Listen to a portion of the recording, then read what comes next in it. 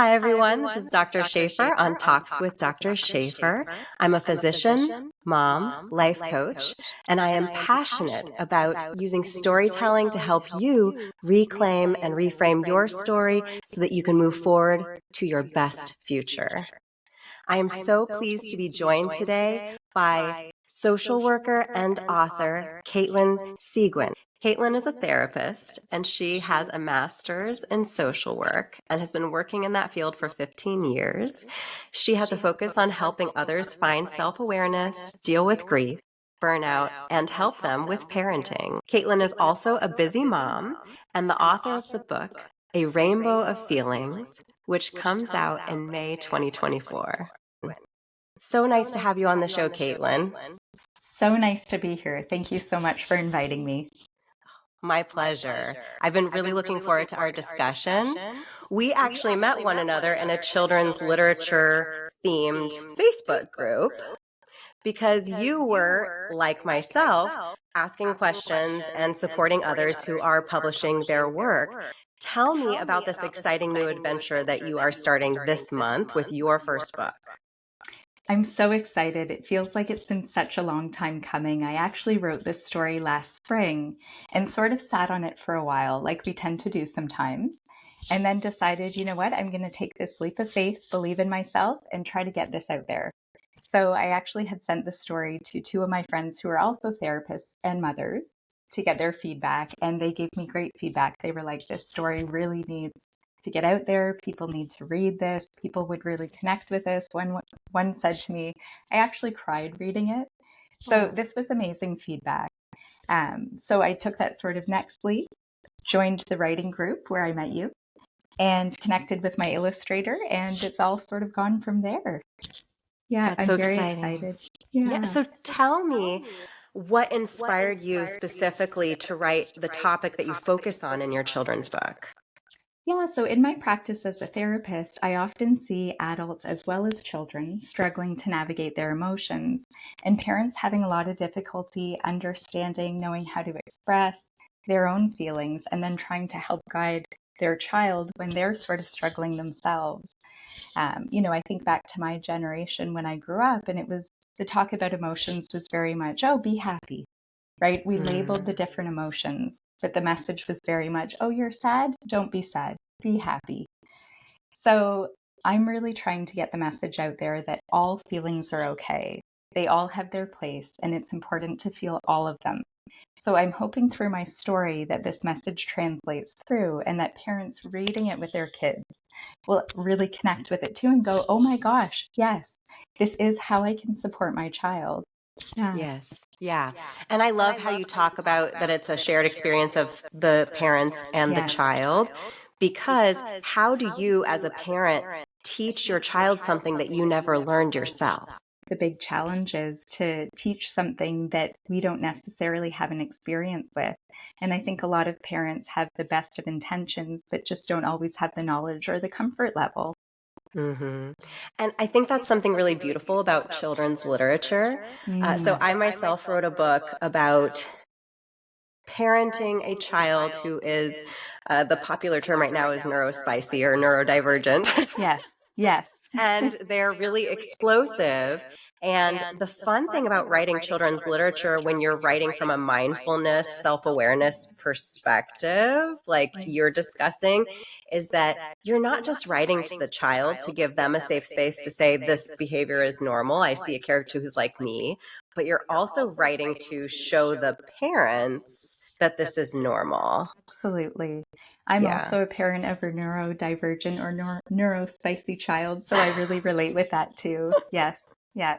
Yeah. I think when you're just getting to know your child and growing with your child, and you're, for example, out in public and maybe they're having a meltdown and people are looking at you with those judgmental looks, just because, again, they don't necessarily know anything different. They know how they raised their child. They know how their child responded to discipline, which is, again, really just teaching. It's not what we often think about disciplining is. So when they are trying to force upon you their beliefs, it doesn't help, and it can make the situation worse. Absolutely. And I think that this is one of the things people can mean well and not necessarily have the tools. And feeling that Mm-hmm. judgment from others absolutely Mm-hmm. doesn't help. I think as Mm-hmm. parents, I'm a strong believer in the phrase, it takes a village to raise a child, and not just our own village, but sort of this village out in the community where as parents, we can support one another. So in Mm-hmm. these moments where we see somebody melting down in the store, instead of sort of giving that judgmental look, giving the parent, a smile, or even if we feel comfortable going up and just saying, you're doing a really great job.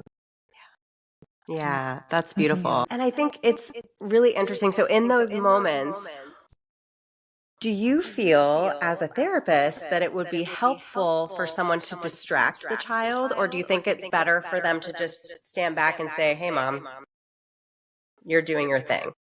That's a really interesting question because, again, I think sometimes people can try to engage with the child, but as we know, when kids are in full blown meltdown mode, they are not capable of processing information. So sometimes well intentioned attempts to distract the child can actually go worse, I think, and make the Mm-hmm. child more uncomfortable, make the parent more uncomfortable because they see somebody trying to help and it's not helping. So I Yeah. think focusing on the support for the parent, going, you know what, you got this.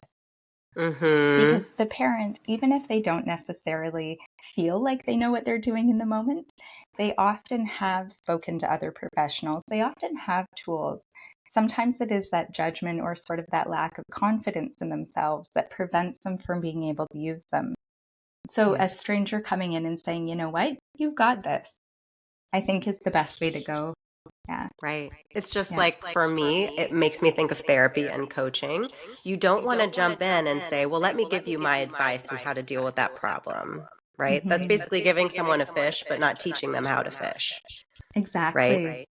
When you're saying, I support you and you've got this, you're giving the person a data point to say, I see you, you are parenting, you are doing the right thing, and you know what you're doing. You are complete and whole. Like, I'm just here to say, keep it up, rather Mhm. than I'm here to tell you what to do and take away your autonomy and make you feel more like you don't know what you're doing and you need other people's not support, but instruction because you're not doing it right.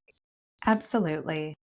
And I do think too, I mean, as a parent, when our child is having a meltdown, I think one of the hardest things is regulating ourselves and Mm-hmm. not jumping on that train of losing control with them.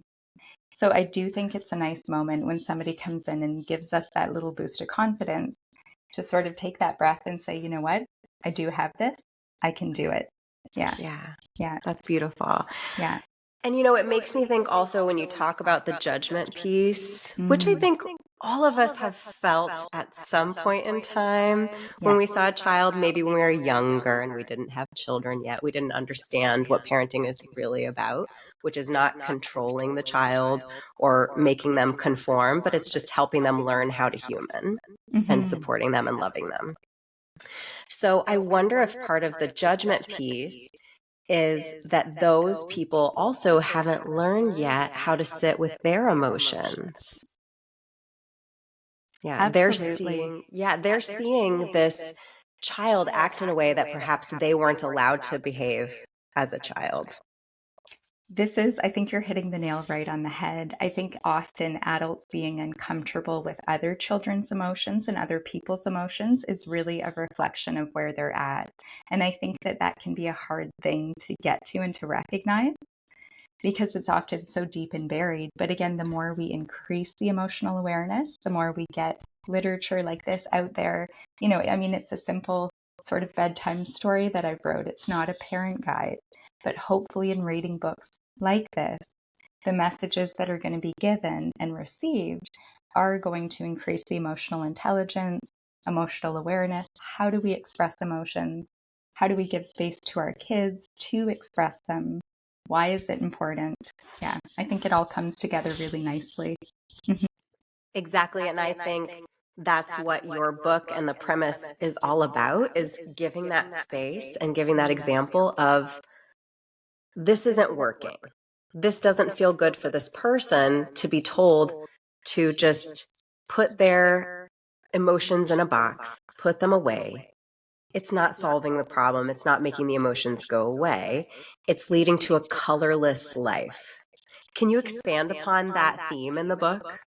Yeah, so I really used colors and rainbow. I mean, rainbow is right in the title. There's rainbows on almost every page in the book, sort of put in there in a little sneaky way, kind of hidden in some pages to really get the theme that color brings a richness to our life. Emotions bring this richness. We can't have positive experiences without also having negative experiences.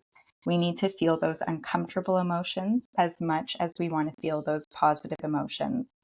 And that is so important to being able to grow as humans, to have a healthy emotional experience, to understand ourselves. I think often we don't want our kids to feel pain as parents, which is absolutely coming from a good place. We want to protect them. The danger in that is when we're not allowing them to feel those uncomfortable feelings. We're taking away the opportunity for them to learn tools and learn how to express those in a healthy, positive way. Mm-hmm. Yeah. What are some of the tools that you use with clients and patients to help them embrace the colorful emotions from the good to the bad? I really like any technique that helps people sort of slow down and get into the moment to connect their mind with their body, because sometimes I think we have this big disconnect too. And often our body knows what's going on and knows what's up, but our mind isn't always listening to that. So, sometimes people will just say, I'm so exhausted and I'm sleeping all the time and I don't know why. But then when we start unpacking it, there's been a lot of emotional stuff going on that they really haven't given space to. I'm sure, as you know, there's a big correlation between anxiety and grief. So again, our body can be feeling these things without having that connection with our mind about what's really going on. So for me, anything like doing hand breathing, doing the five senses, I really love art as well, not just for kids. I use art in my book as well, but I think for adults as well. And that doesn't have to be doing art to create something beautiful and sort of perfect, if we use that term. Doing art for the purpose of doing art. So just Mm-hmm. getting in touch with that different side of the brain, connecting with that sense of creativity can really help things connect together as well. So those are just some really simple strategies that I often talk with people about. Yeah, those are wonderful tools. It makes me think of something I've discussed on another podcast about working with my daughter on her perfectionism. Mm, She is my mini me, to be concise, and she is really afraid of not doing everything perfectly. right. She is super creative. She loves to draw and write and perform and speak publicly. She is a philanthropist. She does all these things at the young age of 10. Wow. And she does them so flawlessly, it appears to the world. And she's just so amazing. But when we sit down with something like a new concept in math or a new activity drawing a new animal that she hasn't drawn before, Mm, she is so incredibly hard on herself. mm, And so I've been really working with her on moving away from fearing failure, mm, but expecting it, mm. expecting mistakes, because if you don't experience them, you're not going to grow. Yeah. So, and one thing we did that makes me think of your work is we put a chart, I put a chart in her room with colors Mm, and assigned them different emotions so that when she was a bit younger and she was feeling dysregulated, she could point and say, this is where I am right now. And she could focus on the color, connect it to the word that was the emotion, and then we could really acknowledge it and move on. I love that. That's such a great strategy. And it's so great that as a parent, you're giving your daughter those tools that will help her to develop those skills as she's older. I think that anytime, again, sometimes we think kids are too young for this type of thing, and they aren't. Kids really connect with, they're developing their language, so they often don't have the words. But once we give them the words and give them the tools, it's amazing what they can communicate to us. That's one thing with my kids, as much as I have made other mistakes as a parent. Both of them have such a rich emotional language, and I'm really proud of that fact. That they have the capacity, they'll say, and I mean, my 4-year-old will say, I'm feeling really nervous about this. And, so we sort of sit with that and we say, it's okay to feel nervous. Where does the nervous feel in your body? And again, we're trying to increase the awareness for him. And then to say, what would you like to do with that nervousness? Sometimes it's nothing, and sometimes it's something. But I think it's wonderful when we can do that as parents for our children. Absolutely. And again, I love how you bring it back to the body. That is so important, because I think when we are teaching young people about their emotions, the message, it seems historically, has been that your emotions are tied to someone else, right? If only I can fix this person, fix this relationship, I'll feel better. Whereas when you help them focus on where is this emotion in my body, it makes them look inward and say, no, I feel this dread in my gut, right? This belongs to me, not to this person. And I can decide what I want to do with it. And it really just helps them stay focused so that they can develop resilience and learn how to cope with those emotions. Absolutely. And again, it increases that awareness so that if they're feeling sort of those uncomfortable feelings starting, our goal is to catch that before it sort of builds and explodes, right? Yeah. So the sooner we can feel those feelings building in the stomach, for example, the gut, and we can say, you know what, I'm feeling a certain way right now, and use one of our strategies, it's going to set us up for more success. Yeah, absolutely. How does the character Tito in your book learn to cope with his emotions when he's coming from this environment of push it down, don't feel it if it's negative? So he's lucky that he has a significant person in his life who does help him tap into that side. So she uses art, she helps him learn breathing techniques, and through those different strategies, he's able to recognize again why feeling his feelings are important. I want to point out too, the people who tell him not to feel his feelings, they very much love him and they care about him. It's not an intentional thing that they're saying. And so I hope through that too, parents who maybe have dismissed their child's feelings can really recognize that, you know what, I wasn't doing this because I don't care. I don't want parents to read the book and feel shame or any blame towards them.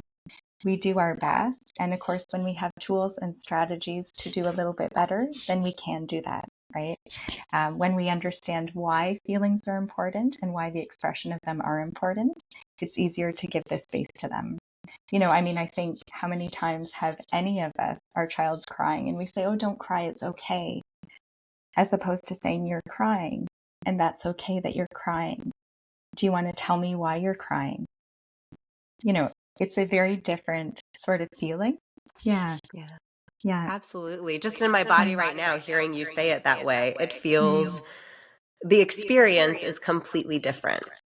But as you said, it's not out of a place of wanting to not allow your child to feel the best they can or not grow. It's often the environment that you were raised in and the environment that they were raised in, and on and on and on. But the blessing is we're living in a time where we know better and we can do better. Absolutely. And I really love that. And I think the more resources we can get out there, the more we can increase this message, build this awareness. I'm doing a giveaway with my book, which will be, so these are not the little figures, but these are sort of what they'll be like, but they'll be the different emotions. And I'm going to be giving away one copy of the book with a set of some of the different emotions that are talked about in the book for parents to use with their kids. Again, to play with, to familiarize themselves with, to use as tools. Which one of these are you feeling right now? I think kids and adults, we're very much, when we can connect with something concrete, we can connect to it a lot more than the sort of vague concept. So having something sort of concrete to hold, I think will really help encourage that development and that expression of emotions as well. I completely agree, especially for a young person. For them, their world is quite small, despite how big the actual world is. Their family unit and maybe a few friends and their teacher, that's their world. And so if these are the habits they see, that's all they know. And that's the beauty of music and stories and very well done television, is that it gives that example of a different way of managing emotions and of seeing also yourself in a character. Absolutely. And just being able to hold it like you can do with the figures with the book, which is just brilliant to say, I see myself in this figure. I'm not alone. I'm okay. I can sit with this emotion. That's just an amazing way to approach that. I totally agree. Yeah. Do you use that in a play therapy during your client and patient interactions? I mainly do adults because I'm virtual, and I find with kids, again, in person tends to, I mean, when we were during the pandemic and all we had was virtual, it did what it could. But I do find, especially with kids, connecting in person to give those concrete tools and examples tends to work a little bit better. But I do parental coaching as well. So I work with parents to support them in their parenting. Yeah. Mm-hmm. And when you do the parental coaching, what do you find the starting point needs to be? Does it need to be focusing on the parent-child relationship, or does it need to be focusing on the parent, like the parent relationship to their self? Absolutely, you got it. So sometimes we might be starting to talk about a behavior or something that their child is doing. And again, when we begin to unpack it a little bit, it's often within the parent and how they're managing and navigating the situation. Again, are they giving space for the emotions? In a meltdown, are they sort of just trying to shut it down and control? Or are they trying to connect in that moment, connect with the emotion? And I mean, that doesn't mean, if the child wants raspberries and we've said no raspberries right now, that doesn't mean giving them raspberries, right? We can hold that boundary that no, we're not having raspberries right now, but we can support the emotion, the sadness or the anger or the frustration regarding not being able to have what they want right now. Yeah. That's wonderful. Now, on your website, www.caitlinseguin.com, you have a coloring sheet available for people to color in their emotions. Oh, beautiful. I do. So this is sort of a way to get excited about the book coming out. It's free to download. It's also sort of a preview. I am going to be having resources available for free for teachers, caregivers, parents to download that are lesson plans for elementary school age children that you can use. So the coloring page is sort of a preview of that. And you can download it, color it in, and then if you'd like, I'd love to see the creations that you come up with. So just to share them with me on Instagram at Caitlin Sigouin, I would love to see those. Yeah. That's wonderful. Something that is not uncommon in life coaching is asking someone to say, what color are you feeling? Mm. And I find I'm a very logical person. And so I find it kind of intriguing. I have a really hard time saying what color I'm feeling because my emotions aren't necessarily linked to a color in my brain. How do you help someone decide what color they're feeling? So first of all, I would start by assigning different meanings to different colors because sometimes we think that that's sort of obvious, blue sad, red angry, but it might be different for different people. Again, some people might feel calm when they think of blue as opposed to sad. So first I would start by saying, okay, let's assign a different feeling to a different color. And then I would ask them to sort of take a deep breath, close their eyes, and sit for a moment and try to really connect with what color am I feeling right now? What does it feel like is going on in my body? Yeah. I love that. You really flesh it out. And going back to, you are giving the person the autonomy Mm-hmm. to say what their feeling is. I think when you look at a color wheel and we say, this is what this color means, this is what this color means, if your feeling towards that color doesn't add up to what the subscribed feeling is to that color, you already kind of feel like you failed the assignment. Absolutely. And I think Yeah. with art and emotions, there's never any wrong answer. right? I mean, we can watch a movie, a big group of people, and some people walk away feeling sad, some walk away feeling hopeful, some angry, some at peace, again, just depending on their experience and the lens that they're viewing it through. So I think, again, we can't tell somebody how they're feeling. With kids, we can't tell them how they're feeling, but sometimes we can offer suggestions, right? So we can say, it seems like you're feeling angry. Right? It looks like you're feeling angry right now. And I mean, it's up to the child to sort of say, yes, I'm angry, or, no, I'm not angry. And then we can help them explore maybe what they might be feeling instead. Mm-hmm. Yeah. Yeah. And how do you help someone whose knee-jerk reaction, their reflexive reaction to their child expressing anger? How do you help them break out of that reflex to control the child and say, no, I'm uncomfortable and I'm unhappy with you being unhappy. We're going to be happy now. How do you help someone reframe their relationship to their child's emotions? I would often start by asking about how emotions were managed when they were younger and expressing those in their house. So when they were feeling angry, did they feel that they could express that to their parents? Again, I think often if we're uncomfortable seeing an emotion in our child, it's often because we weren't allowed the capacity to express it as a child. That doesn't mean that our parents outwardly said that to us or were abusive by any means at all, just that their emotional awareness and their capacity to manage our emotions wasn't there, so that we didn't learn that either.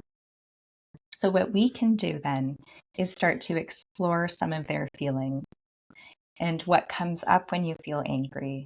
Sometimes shame comes up when you feel angry. So, then to be there to support your child's anger makes us feel really uncomfortable. We just want to shut it down. So we almost need to be able to sit with our emotions as well as being able to support theirs. Yeah. It's amazing how much we think that we're doing ourselves a favor by not feeling those emotions. And to be fair, maybe at some point that did protect us and keep us safe. But Mm-hmm. again, I think as adults, it's like taking off that coat in the summertime. It kept us very warm in the winter, but now we're going to get heat stroke. We're sweating wearing it. It's not good for us anymore. But to Yeah. let go of that safety that protected us prior can be incredibly difficult, but so freeing if we can be able to do it. Yeah. Absolutely. On your website, you discuss your various approaches to working with clients, including mindfulness, trauma-based therapies, emotionally focused therapy, and attachment-based therapy. Can you expand upon the strengths of using those various approaches and when you find them to be the most useful? Yeah, so I don't necessarily stick to one form of therapy. Those are ones that I'll pull a little bit from in sessions with different clients. Every client has different needs, a different profile. Certain things are going to connect with certain people versus others. So when I talk about attachment, when I talk about emotionally focused, I'm really trying to increase, again, the emotional awareness, their vocabulary, if somebody has insecure attachment, anxious avoidant attachment, I'm really trying again to build up that secure attachment. Part of that is through the therapeutic relationship. So building the trust in the relationship with my client to then mimic other relationships out in the real world. If we can develop this sense of trust, this sense of attachment together, then they can foster that with other people as well and with themselves. So that's really something that I do, but I don't necessarily stick to one prescribed form. Again, I'll sort of pull from different depending on the specific client needs and how they present. I really believe in empowering people, and I really believe that everybody sort of knows for themselves, but sometimes, again, doubting ourselves, lack of confidence, lack of awareness. So, my job is really to give them those types of tools, those strategies to begin uncovering and help them explore them in a safe, supported place. So that if something really uncomfortable is coming up, I'm there to offer that support and to help de escalate a situation. Yeah. How has being a therapist affected your approach to parenthood? I think that it's made me give myself a lot more grace as a parent. I think that it's also helped me to feel a lot less alone. I think sometimes clients feel when they come to me that because I'm sitting in this position, that my life is all together, that I haven't had any trauma, that my kids are just well behaved 100% of the time. And I always really, shatter that narrative very quickly. I do have a neurodivergent son, like I mentioned, and it is a struggle. And I will share that with clients when it is appropriate. But I'm very comfortable talking about my own journey. And that one of the things that really has helped me as a parent is the support I get through other parents on my journey. So being able to have those people that you can call up and say, I just need to vent a little bit, or I just need to talk, is so important. And I do share that because I think it's very human. It makes us feel less alone in our journey. And it also makes us realize that everybody sort of has their own. So for myself as a parent, I've definitely also, sometimes I'm giving a parent specific information and I'm hearing myself going, oh, this would be great to listen to as well. I should really take that in. I do need a night off. I haven't had a night off for a while. So sometimes I catch myself sort of listening to my own advice. But it's definitely made me give myself a lot more grace and pursue a lot more connections to offer me that support in that village again. Yeah. I find that so interesting and just so self-aware Mm. that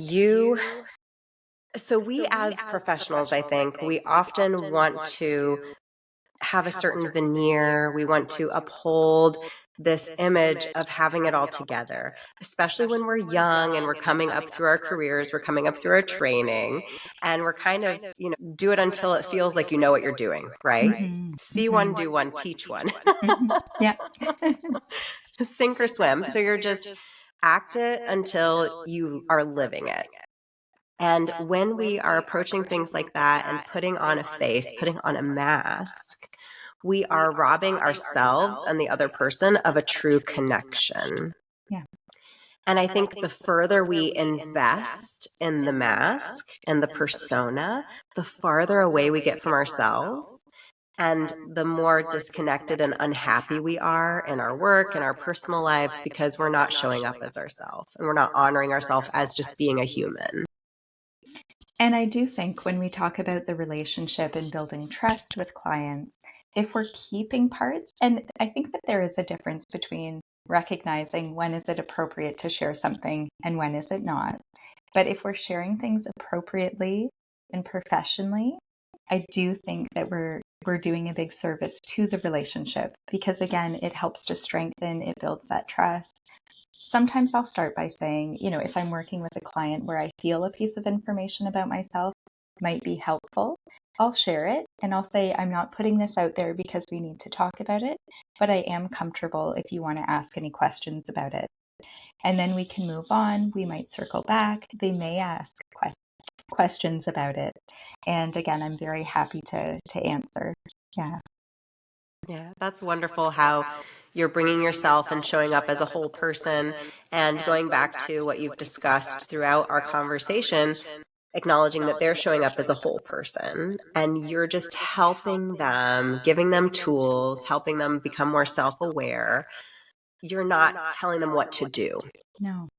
You're helping them access parts of themselves that have always existed, but we just need to work those muscles and build them and build new habits. Absolutely. Yeah. That's beautiful. Well, I am so grateful that you joined me today on Talks with Dr. Shafer. Thank you so much for having me on. It's been an absolute pleasure, and I've loved our conversation together. I feel like I've taken so much from what we've shared. Oh, me too. And I can't wait to get my copy of the book. Oh, I Do you can't happen wait. to have a copy there too? I don't. If I did, Okay, I I would was love like, to shut show up. you. No, I have all the PDFs. We have to, actually, tomorrow's the day we're uploading them to Amazon, and then I'm going to get my proof copy. So we're almost there, but not quite. Yeah. What is the release date? Do you have that or not yet? I do. So the 24th of May. And I chose that date. It actually has a significant meaning for me. 2 years ago on that day, I had heart surgery. And that was sort of the moment where, made me realize that I need to start doing things that I want to do instead of sort of holding myself back and waiting for moments that may not be there.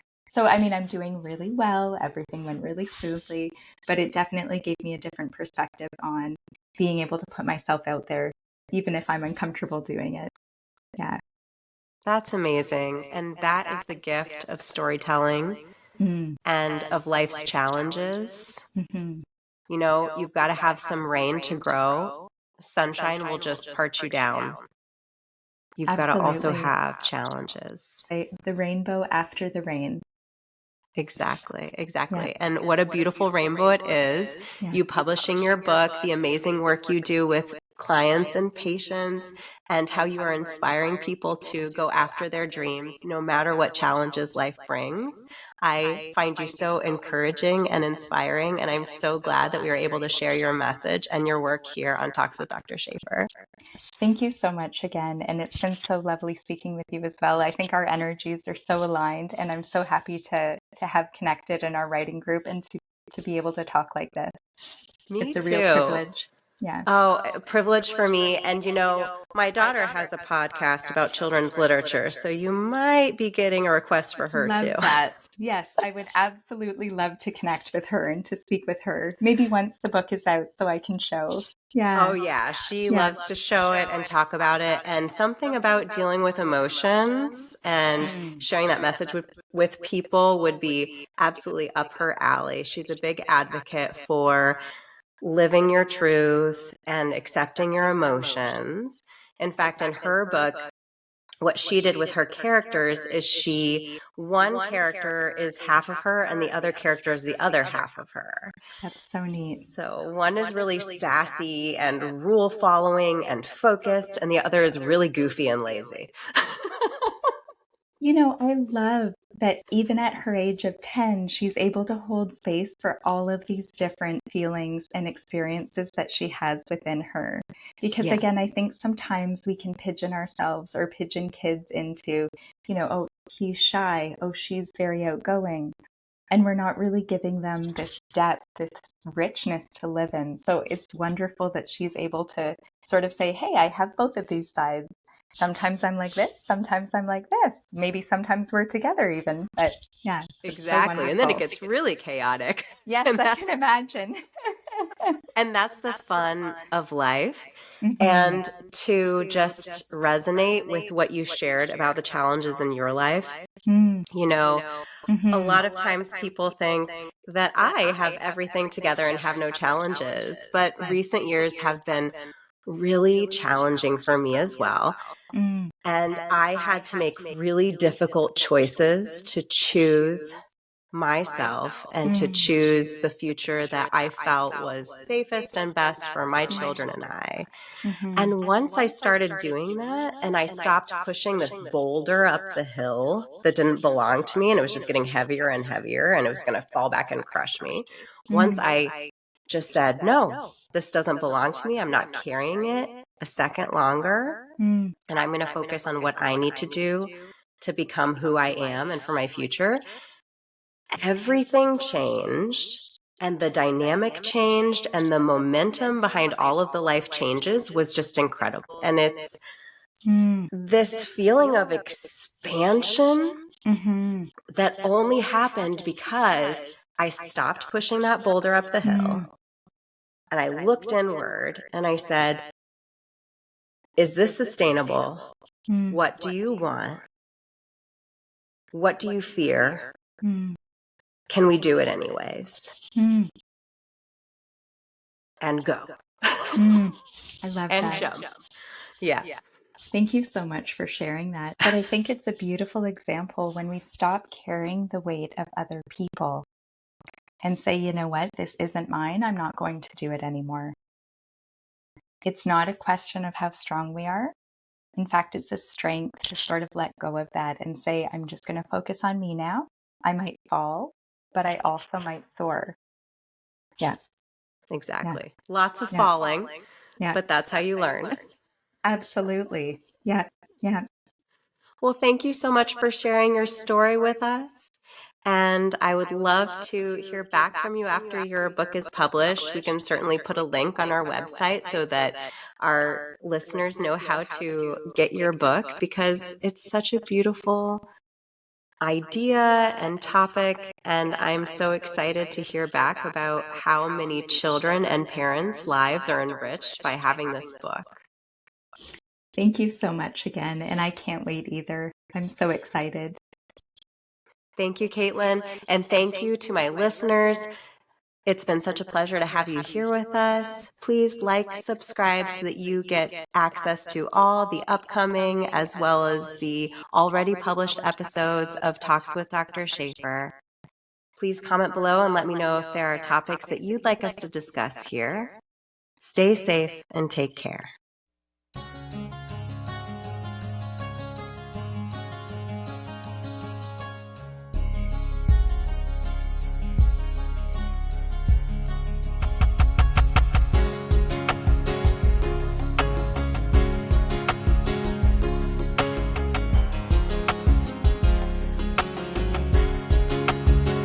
Everybody's lonely, but you can hold on to me, and I will try to make it right. Everyone needs something.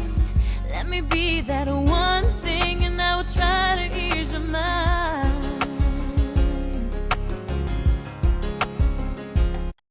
Blah. Caitlin is a... We're going to refocus.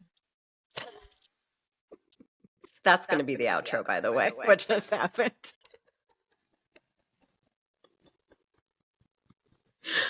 Love that.